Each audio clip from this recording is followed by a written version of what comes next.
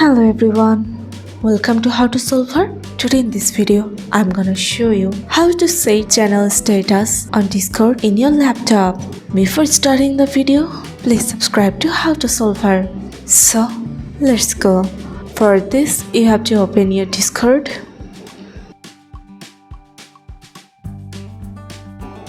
Now go to your server and select your channel.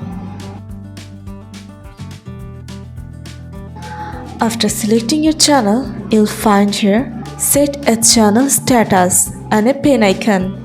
You have to press on it. Now write any status. Here you can set your emoji.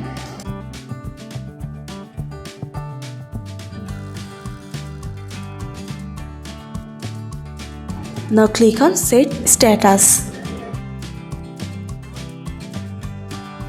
Here it is.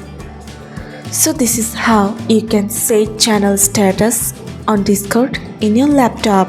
So guys, that's it. You can do this. I think this video is very helpful to you. If it was, then give a thumbs up and hit the subscribe button. And thanks for watching.